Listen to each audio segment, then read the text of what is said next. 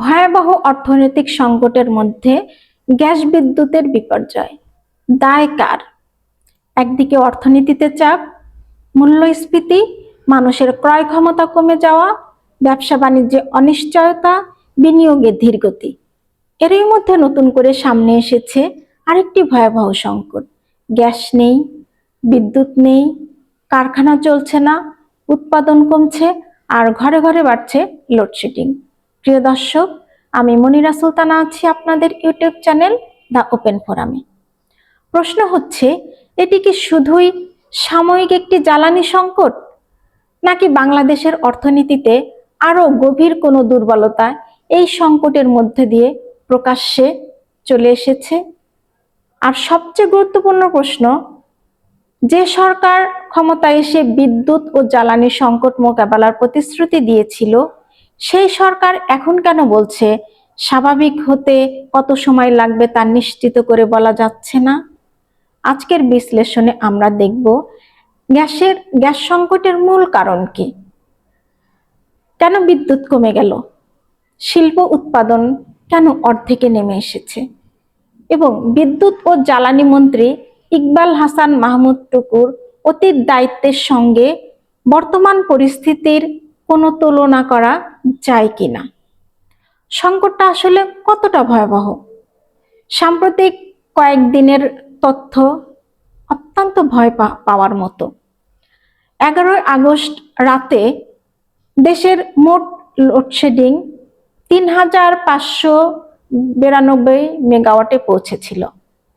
গ্রাম অঞ্চলের কিছু এলাকায় দিনে 10 থেকে 12 ঘন্টা পর্যন্ত বিদ্যুৎ না থাকার খবর এসেছে। আরেকটি প্রতিবেদনে বলা হয়েছে, বিদ্যুৎ চাহিদা ছিল প্রায় 16,262 মেগাওয়াট, কিন্তু সরবরাহ ছিল মাত্র 10,500 মেগাওয়াট। অর্থাৎ চাহিদা ও সরবরাহের মধ্যে বিশাল ব্যবধান তৈরি হয়েছে। এখানে একটি গুরুত্বপূর্ণ বিষয় আছে। বাংলাদেশের বিদ্যুৎ কেন্দ্রগুলোর মোট স্থাপিত সক্ষমতা প্রায় 29,000 মেগাওয়াট। তাহলে প্রশ্ন উঠতে পারে, 29,000 মেগাওয়াট সক্ষমতা থাকার পরও কেন মানুষ বিদ্যুৎ পাচ্ছে না? কারণ জ্বালানি না থাকলে বিদ্যুৎ কেন্দ্র যত বড়ই হোক, সেটা বিদ্যুৎ উৎপাদন করতে পারবে না। আর এখন ঠিক সেই সমস্যাটাই দেখা দিয়েছে। বাংলাদেশের বিদ্যুৎ উৎপাদনের একটি বড় অংশ গ্যাস নির্ভর। ফলে গ্যাস সরবরাহ কমে গেলে প্রথম ধাক্কাটি এসে পড়ে বিদ্যুৎ উৎপাদনে। জুলাইয়ের শেষ দিকে পাইপলাইনে গ্যাস সরবরাহ উল্লেখযোগ্যভাবে কমে যায়। একটি প্রতিবেদনে বলা হয়েছে, সরবরাহ 17% বেশি কমে গিয়েছিল। এর ফলে কি হলো? গ্যাস ভিত্তিক বিদ্যুৎ কেন্দ্রগুলো পূর্ণ ক্ষমতায় চলতে পারল না, বিদ্যুৎ উৎপাদন কমে গেল। তারপর শুরু হলো লোডশেডিং, অর্থাৎ গ্যাস সংকট, বিদ্যুৎ উৎপাদন কম, লোডশেডিং, শিল্প উৎপাদন কম, অর্থনীতিতে চাপ। এটাই এখন সবচেয়ে বড় চেইন রিয়াকশন। সবচেয়ে বেশি ক্ষতিগ্রস্ত হচ্ছে সাধারণ মানুষ, কিন্তু অর্থনীতির দিক থেকে সবচেয়ে বড় ঝুঁকিতে আছে শিল্প খাত। সাভার আশুলিয়া অঞ্চলের প্রায় 1200 কারখানা জ্বালানি ও বিদ্যুৎ সংকটে মারাত্মকভাবে ক্ষতিগ্রস্ত হয়েছে বলে প্রতিবেদনে উঠে এসেছে। সেখানে স্বাভাবিক উৎপাদনের চেয়ে যে গ্যাস চাপ দরকার, তার তুলনায় সরবরাহ অনেক কমে গেছে। আর দেশের বিভিন্ন শিল্পে উৎপাদন অর্ধেকে নেমে আসার খবরও এসেছে। ভাবুন তো, একটি কারখানায় শ্রমিক আছে লাখ লাখ টাকার, বিদ্যুৎ বিল আছে, ব্যাংক ঋণ আছে, কাঁচামালের খরচ আছে, কিন্তু উৎপাদন হচ্ছে অর্ধেক। তাহলে সেই কারখানাটি কতদিন টিকে থাকবে? বিকল্প জ্বালানি হিসাবে কারখানাগুলো ডিজেল বা এলপিজি দিয়ে উৎপাদন চালানোর চেষ্টা করছে, কিন্তু সেখানেও সমস্যা। কারণ গ্যাস দিয়ে যে বিদ্যুৎ উৎপাদন খরচ তুলনামূলক কম, ডিজেল দিয়ে সেটি অনেক বেশি ব্যয়বহুল। সাভার আশুলিয়া শিল্প কারখানা নিয়ে প্রকাশিত একটি প্রতিবেদনে বলা হয়েছে, গ্যাস ভিত্তিক বিদ্যুতের ক্ষেত্রে প্রতি ইউনিট উৎপাদন ব্যয় যেখানে প্রায় 14 থেকে 15 টাকা, ডিজেল দিয়ে তা প্রায় 34 টাকা পর্যন্ত উঠতে পারে। অর্থাৎ কারখানা চালালেও খরচ বাড়ছে। খরচ বাড়লে কি হবে? পণ্যের দাম বেড়ে যাবে, রপ্তানিতে প্রতিযোগিতা কমে যাবে, লাভ কমে যাবে, কর্মসংস্থান ঝুঁকিতে পড়বে। অর্থাৎ গ্যাস সংকট শুধু বিদ্যুতের সংকট নয়, এটি সরাসরি অর্থনৈতিক সংকট। এখন আসি সবচেয়ে বিতর্কিত ও আলোচিত ব্যক্তি, বর্তমান বিদ্যুৎ, জ্বালানি ও খনিজ সম্পদ মন্ত্রী ইকবাল হাসান মাহমুদ টুকু। তিনি এর আগে 2001 থেকে 2006 সালে পর্যন্ত বিদ্যুৎ ও জ্বালানি খাতে প্রতিমন্ত্রীর দায়িত্ব পালন করেছিলেন। 2026 সালে আবার একই মন্ত্রণালয়ের দায়িত্বে তিনি ফিরে এসেছেন। এটি তার জন্য নতুন কোনো মন্ত্রণালয় নয়, তার অতীত অভিজ্ঞতা আছে। যদিও অনেকে মনে করেন 2006-এ বিএনপি সরকার ক্ষমতা হারানোর দায় এই মন্ত্রণালয়কে দায়ী করে থাকেন। এ কারণেই বর্তমান সংকটে তার অতীত দায়িত্বের সময় নিয়ে প্রশ্ন উঠছে। 2001 থেকে 2006 আসলে কি হয়েছিল? 2001 থেকে 2006 সময়কালে বিদ্যুৎ খাতে পর্যাপ্ত বিনিয়োগ ও পরিকল্পনার অভাব ছিল এবং ভয়াবহ লোডশেডিং হয়েছিল। আবার বর্তমান মন্ত্রী নিজেই অতীতে বলেছেন, ওই সময় লোডশেডিং ছিল পর্যাপ্ত বিদ্যুৎ কেন্দ্র না থাকা, নতুন অবকাঠামো গড়ে না ওঠা। বিদ্যুতের নামে সারা দেশে খাম্বা বাণিজ্য গড়ে তোলা হয়েছিল। তিনি নিজেই সে সময় ভয়ানক লোডশেডিং এর অস্তিত্ব স্বীকার করেন। এখন প্রশ্ন হলো, যে সময়ের বিদ্যুৎ সংকট নিয়ে রাজনৈতিক বিতর্ক আছে, সেই সময়ের দায়িত্বশীল একজন ব্যক্তিকে আবার একই মন্ত্রণালয়ে দেওয়ার পর আজ যখন ভয়াবহ বিদ্যুৎ সংকটে দেখা দিয়েছে, তখন জনগণ প্রশ্ন তুলবেই বা না কেন? প্রশ্ন তোলাটা স্বাভাবিক। বর্তমান পরিস্থিতির জন্য শুধু মন্ত্রী দায়ী নয়, পুরো সরকার ব্যবস্থাটাই দায়ী। সাম্প্রতিক সংকটের ক্ষেত্রে এলএনজি টার্মিনালের ভূমিকা রয়েছে, কিন্তু তার মানে এই নয় যে সরকারের কোনো দায় নেই। বরং সরকারের সবচেয়ে বড় দায়িত্ব হলো ঝুঁকি আগে থেকে চিহ্নিত করা এবং বিকল্প ব্যবস্থা প্রস্তুত রাখা।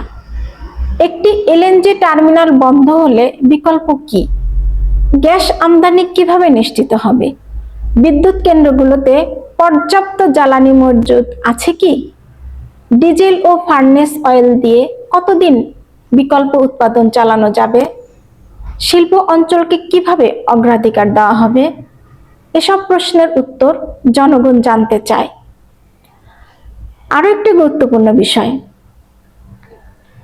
6 আগস্ট মন্ত্রী বলেছিলেন এলএনজি টার্মিনালের কারিগরি সমস্যা মেরামত হয়েছে এবং গ্যাস সরবরাহ 2 থেকে 3 দিনের মধ্যে স্বাভাবিক হবে বলে আশা করা যাচ্ছে। কিন্তু এরপরও আগস্টের দ্বিতীয় সপ্তাহে সংকট পুরোপুরি কাটেনি। 13 আগস্ট রয়টার্স জানিয়েছে, গ্যাস সংকটের কারণে বাংলাদেশকে বিদ্যুৎ ব্যবহার কমানোর জন্য আরো কঠোর পদক্ষেপ নিতে হচ্ছে। সন্ধ্যা 7টায় লাইটিং বিলবোর্ড বন্ধ, 8টার মধ্যে সকল মার্কেট ব্যবসা প্রতিষ্ঠান বন্ধ। এখানেই সরকারের জন্য সবচেয়ে বড় প্রশ্ন হলো, সমস্যা সমাধানের সময়সীমা যদি বারবার পিছিয়ে যায়, তাহলে জনগণ কাকে বিশ্বাস করবে? কারণ সাধারণ মানুষকে বলা হয়েছিল আর কয়েকদিন, তারপর বলা হলো সরবরাহ ধীরে ধীরে বাড়বে। কিন্তু বাস্তবে লোডশেডিং চলতে থাকলে মানুষের আস্থা কমে যাবে। তাহলে কি বাংলাদেশ আবার সেই পুরনো বিদ্যুৎ সংকটের যুগে বাংলাদেশের বিদ্যুৎ খাত 2001 থেকে 2006 সালের তুলনায় এখন অনেক বড়। বিগত শেখ হাসিনার সরকারের আমলে বিদ্যুৎ উৎপাদনের ক্ষমতা বেড়েছে, বিদ্যুৎ সংযোগ বেড়েছে, গ্রিড ও বিতরণ ব্যবস্থারও ব্যাপক সম্প্রসারণ হচ্ছে। কিন্তু একটি বিষয় ভয়ানকভাবে আমাদের মনে করিয়ে দিচ্ছে, শুধু বিদ্যুৎ কেন্দ্র বানালেই বিদ্যুৎ নিরাপত্তা নিশ্চিত হয় না। সঠিক পরিকল্পনা, দ্রুত সময়ে বাস্তবায়নের সক্ষমতা ছাড়া বিদ্যুৎ ও জ্বালানি নিরাপত্তা অসম্পূর্ণ। গ্যাসের উৎস যদি সংকটাপন্ন হয়, এলএনজি আমদানি যদি অনিশ্চিত হয়, কয়লা সরবরাহে সমস্যা হয়, আর তেল দিয়ে উৎপাদন করলে খরচ বেড়ে যায়, তাহলে হাজার হাজার মেগাওয়াট সক্ষমতা থাকলেও মানুষ অন্ধকারে থাকতে পারে, তার বাস্তব চিত্র ফুটে উঠেছে। এখন প্রশ্নটা শুধু বিদ্যুৎ কবে আসবে এটা নয়, প্রশ্ন হচ্ছে এই সংকট মোকাবেলায় সরকারের প্রস্তুতি কোথায় ছিল? কেন একটি সমস্যা পুরো জ্বালানি ব্যবস্থায় এত বড় ধাক্কা তৈরি করবে? কেন শিল্প অঞ্চলগুলোকে পর্যাপ্ত গ্যাস দেওয়া হচ্ছে না? কেন বিদ্যুৎ কেন্দ্রগুলো পূর্ণ সক্ষমতায় চালানো যাচ্ছে না? কেন সাধারণ মানুষকে ঘন্টার পর ঘন্টা লোডশেডিং সহ্য করতে হচ্ছে? আর কেন একটি অর্থনৈতিক সংকটের সময় শিল্প উৎপাদন কমে যাওয়ার মতো পরিস্থিতি তৈরি হচ্ছে? কেন কোন কর্মকর্তা ভুল করেছেন? কোন প্রকল্পে দেরি হয়েছে? কোথায় পরিকল্পনার ঘাটতি? কোথায় অর্থের অপচয়? কোথায় ব্যবস্থাপনার দুর্বলতা? এসবের জবাবদিহি অবশ্যই প্রয়োজন আছে। আজকের বাংলাদেশের সবচেয়ে ভয়ঙ্কর বিষয় লোডশেডিং যখন অর্থনীতির সঙ্গে যুক্ত হয়ে যায়। একটি বাসা বাড়িতে কয়েক ঘন্টা বিদ্যুৎ না থাকলে মানুষ অনেক কষ্ট পায়, কিন্তু একটি কারখানায় কয়েক ঘন্টা বিদ্যুৎ না থাকলে মেশিন বন্ধ হয়, উৎপাদন কমে যায়, অর্ডার পিছিয়ে যায়, রপ্তানি ক্ষতিগ্রস্ত হয়, শ্রমিকের আয় কমে যায়, ব্যবসায়ী ঋণের কিস্তি দিতে পারে না। শেষ পর্যন্ত এর চাপ পড়ে গিয়ে সাধারণ মানুষের উপর। তাই আজকের সংকটকে শুধুই কিছুদিনের লোডশেডিং বললে ভুল হবে। এটি বাংলাদেশের জ্বালানি নিরাপত্তা, শিল্প উৎপাদন এবং অর্থনৈতিক স্থিতিশীলতার পরীক্ষা। আর বিদ্যুৎ মন্ত্রী ইকবাল হাসান মাহমুদ টুকুর জন্য একটি বড় পরীক্ষা, কারণ তিনি এই খাতের নতুন কেউ নন। 2001 থেকে 2006 সালের অভিজ্ঞতা রয়েছে তার। এখন জনগণ জানতে চায়, অতীতের অভিজ্ঞতা কি এবার সংকট মোকাবেলায় কাজে লাগবে, নাকি বাংলাদেশ আবার এমন একটি পরিস্থিতির মুখোমুখি হবে যেখানে বিদ্যুৎ কেন্দ্র আছে কিন্তু জ্বালানি নেই, কারখানা আছে কিন্তু উৎপাদন নেই, শ্রমিক আছে কিন্তু কাজ নেই, আর সরকার আছে কিন্তু সংকট কাটার নির্দিষ্ট সময়সীমা নেই? এই প্রশ্নের উত্তর শুধু বিদ্যুৎ মন্ত্রীকে নয়, পুরো সরকারকেই দিতে হবে। কারণ বিদ্যুৎ শুধু আলো নয়, বিদ্যুৎ মানে উৎপাদন, গ্যাস মানে অর্থনীতি, আর জ্বালানি নিরাপত্তা মানে রাষ্ট্রের অর্থনৈতিক নিরাপত্তা। আজ যদি এই সংকট দ্রুত সমাধান না করা যায়, তাহলে আগামী দিনে এর মূল্য শুধু লোডশেডিং দিয়ে দিতে হবে না, দিতে হবে মূল্যস্ফীতি, কর্মসংস্থান, রপ্তানি এবং বিনিয়োগের মাধ্যমে। আজ এ পর্যন্তই। সবাই ভালো থাকবেন, সুস্থ থাকবেন। দেখা হবে আগামী পর্বে। আসসালামু আলাইকুম।